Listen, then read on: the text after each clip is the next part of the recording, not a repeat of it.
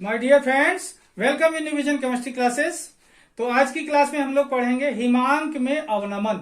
हिमांक में अवनमन, अवनमन मतलब होता है कमी। हिमांक एक टेम्परेचर है, जिस टेम्परेचर में क्या आ जाए, कमी आ जाए, उसे क्या बोलेंगे, हिमांक में अवनमन। हिमांक में कमी क्या है, इसके बारे में पढ़ेंगे। तो जिन लोगों ने मेरे चैनल को सब्सक्राइब ना किया हो तो सब्सक्राइब कर लेंगे। ओके, तो देखते हैं हिमांक में अवनमन क्या है। ओके स्टूडेंट, हिमांक में अवनमन देखिए, हिमांक में अवनमन एक ताप है। अपन लोग जानते थे कि वह टेम्परेचर, वह ताप जिस पर कोई द्रव क्या होता है, ठोस में, बर्फ में बदलता है, हिमांक कहलाता है। लेकिन एक्चुअली में इसकी परिभाषा कुछ और है। देखते हैं अपन लोग क्या है। देखिए, हिमांक पहले पढ़ते हैं अपन लोग हिमांक के बारे में। ठीक है, हिमांक, ठीक है। देखिए, हिमांक वह ताप है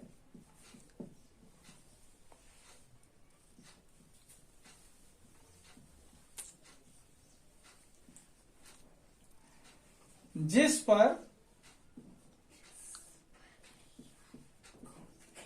किसी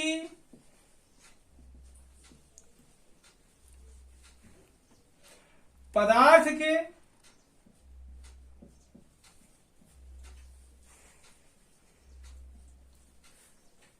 ठोस, ध्यान देंगे, किसी पदार्थ के ठोस तथा द्रव दोनों प्रावस्थाओं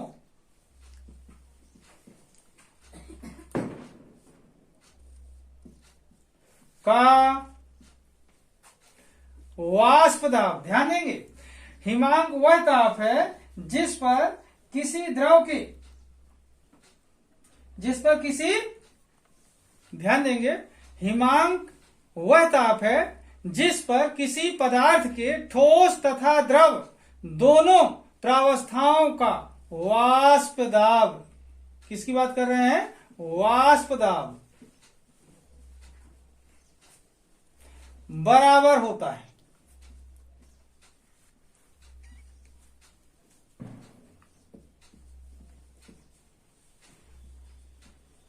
ओके, क्या होता है, बराबर होता है।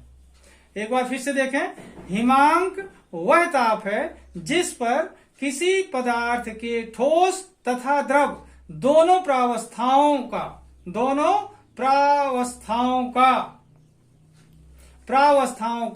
वाष्प दाब बराबर होता है। क्या कहलाता है, हिमांक कहलाता है। तथा इसे TF से प्रेजेंट करते हैं, से प्रदर्शित करते हैं।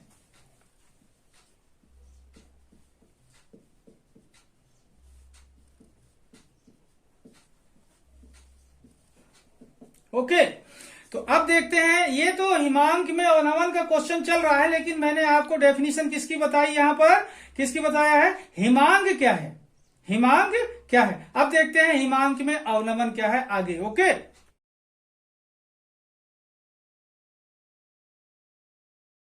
तो देखिए हिमांक में अवनमन क्या है। देखिए, जब किसी शुद्ध विलायक में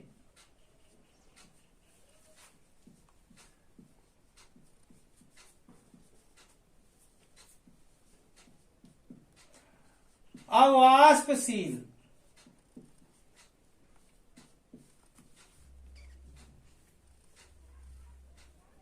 विलेय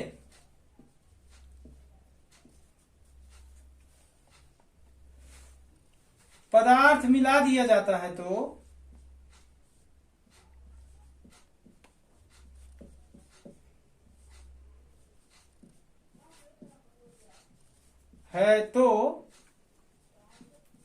उसके हिमांक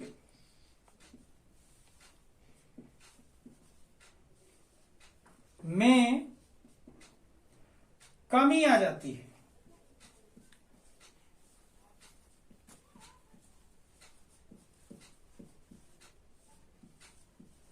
ओके, देखिए, जब किसी शुद्ध विलायक में अवाष्पशील विलेय पदार्थ मिलाया जाता है तो उसके हिमांक में कमी आ जाती है। इस कमी को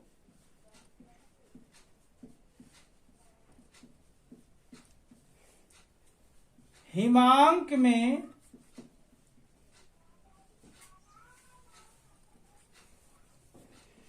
अवनमन कहते हैं।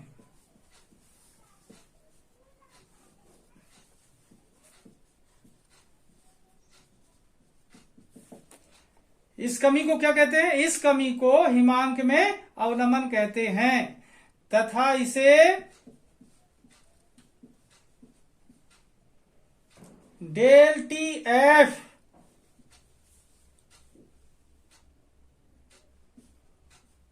से प्रदर्शित करते हैं।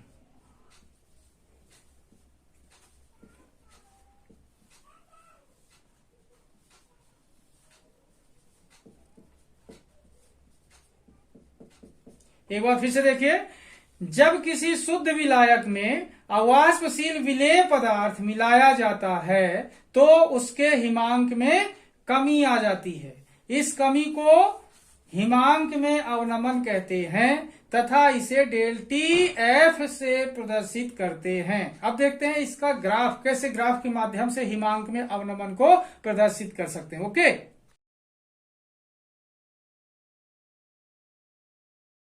तो देखिए ग्राफ के बारे में बात करते हैं। वाष्प दाब तथा परम ताप के मध्य ग्राफ खींचकर हिमांक में अवनमन का प्रदर्शन किया जा सकता है। देखिए ग्राफ कैसे खींचते हैं वाष्प दाब और परम ताप के मध्य। ठीक है, तो देखें, मान लेते हैं ये वाष्प दाब के लिए है और ये वाली लाइन किसके लिए है? परम ताप के लिए। ओके, तो ये लाइन किसके लिए है? परम ताप के लिए, परम ताप। ठीक है, और ये वाली लाइन किसके लिए है? वाष्प दाब के लिए, वाष्प दाब। ठीक है, अब यहां पर मान लेते हैं हमारे पास जो शुद्ध विलायक है वो इस टेम्परेचर पर क्या हो रहा है? ये इस टेम्परेचर पर क्या बन जाता है? बर्फ बन जाता है। क्या है ये? शुद्ध विलायक। ठीक है, और जब हम इसमें अवाष्पशील विलेय पदार्थ मिलाते हैं तो ये बन जाता है स्टूडेंट क्या? विलयन। तो इस टेम्परेचर पर ये बर्फ बनता है। ठीक है, तो यहां पर देखें इसका टेम्परेचर ये हुआ, ये विलयन है और ये क्या है? शुद्ध विलायक है। तो अब यहां पर देख रहे हैं कि ये जो है, तो ऐसे कर सकते हैं इसको, तो ये किसके लिए है? ये विलयन के लिए है। ये क्या है? विलयन है। और ये वाला क्या है? ये है विलायक। ये वाली लाइन किसके लिए है स्टूडेंट? विलायक के लिए, विलायक। ठीक है, ये विलायक और ये क्या है? विलयन के लिए। तो ये वाला जो पॉइंट है यहां पर देख रहे हैं कि ये टी नॉट एफ है अगर, और ये टी एफ है ये, तो इन दोनों का डिफरेंस क्या होगा? Del T F. और ये डेल टी एफ है जो, यही क्या कहलाता है? हिमांक में अवनमन। ओके, क्या कहलाएगा? ये हिमांक में अवनमन कहलाता है। इस ग्राफ को ध्यान से समझेंगे स्टूडेंट, गड़बड़ ना हो। ये क्या हो गया?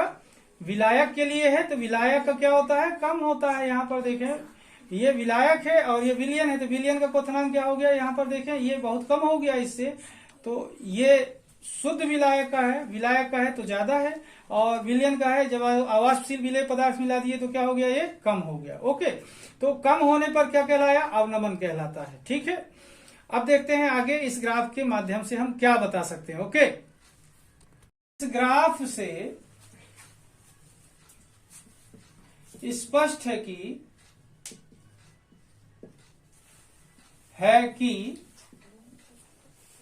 इस ग्राफ से स्पष्ट है कि विलयन का हिमांक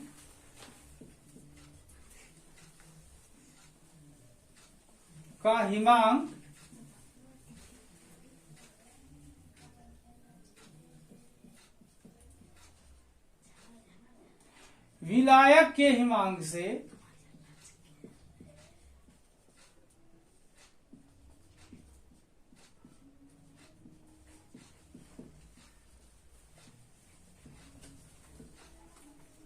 कम होता है। ओके। इस ग्राफ से स्पष्ट है कि विलयन का हिमांक विलायक के हिमांक से कम होता है, अर्थात हिमांक में अवनमन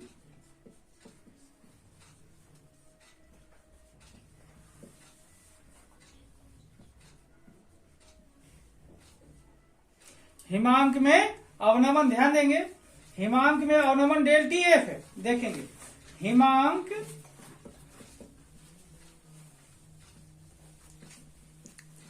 अवनमन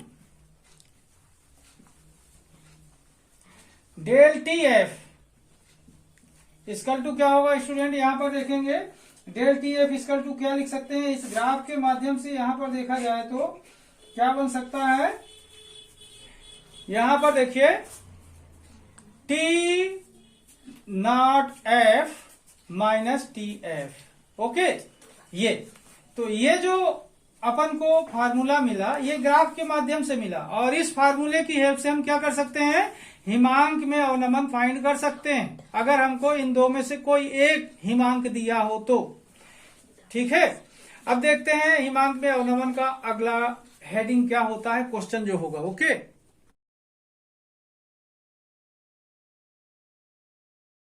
तो देखिए हिमांक में अवनमन से विलेय के आणविक द्रव्यमान की गणना कैसे कर सकते हैं। देखिए प्रयोगों के आधार पर हिमांक में अवनमन विलेय की मोललता के अनुक्रमानुपाती होता है, इसी बेस पर फाइंड हो जाएगा। देखिए अर्थात डेल टी एफ समानुपात स्मॉल एम। ओके, या यहां पर देखना del T F equal to K F into small m, equation क्या होगी फर्स्ट। ओके, अब ये इक्वेशन फर्स्ट आ गई, यहां पर हमने के एफ जो इस्तेमाल किया है ये क्या है, देखिए के एफ क्या होता है, समानुपातिक नियतांक है, जिसे हम बोलते हैं यहां पर बोल सकते हैं मोलल हिमांक अवनमन स्थिरांक। तो देखिए यहां पर के एफ को मोलल हिमांक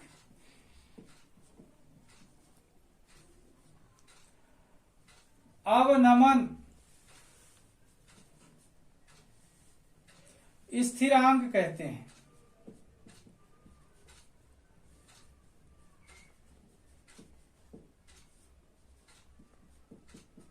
ठीक है, अब देखें लेकिन स्मॉल एम जो होता है क्या होता है, M equal to W B into 1000 upon क्या होता है student, M B into W A, ये इक्वेशन होगी 2। ठीक है, अब देखें समीकरण 1 और 2 से,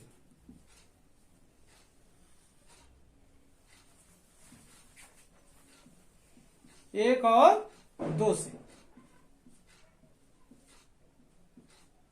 ठीक है, देखिए del T F equal to K F into ये क्या है W B into 1000 upon M B into W A, या फिर अपन लिख सकते हैं यहां पर इसको इधर ले जाएं, इसे इधर ले आए, तो M B equal to K F into W B into 1000 upon del T F into W A. Okay, इस समीकरण से अपन क्या कर सकते हैं, इस समीकरण से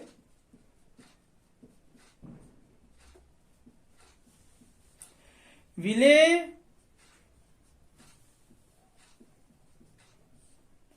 के आणविक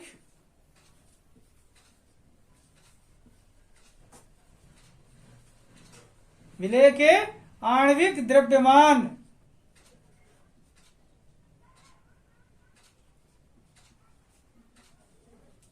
की गणना की जा सकती है।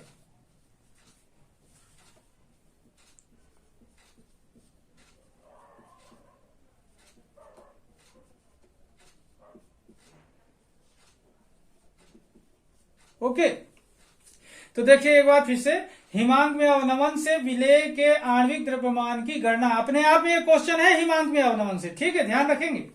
प्रयोगों के आधार पर हिमांक में अवनमन विलेय की मोललता के अनुक्रमानुपाती होता है, अर्थात डेल टी एफ समानुपात स्मॉल एम, स्मॉल एम क्या है, मोललता, या करके हमने क्या किया, समानुपाती की नियतांक रखा के एफ, इक्वेशन फर्स्ट, यहाँ के एफ को मोलल हिमांक अवनमन स्थिरांक कहते हैं, लेकिन m बराबर क्या होता है, W V into 1000 upon M B into W A होता है, मोललता के सूत्र से होता है। ओके, अब देखें समीकरण 1 और 2 हमको मिल चुके हैं। समीकरण 1 और 2 से, समीकरण 1 और 2 का यूज करने पर डेल टी, यहाँ पर देखें del T F equal to, यहाँ पर के एफ है और एम की जगह पर ये वैल्यू पुट कर दिया, ठीक है।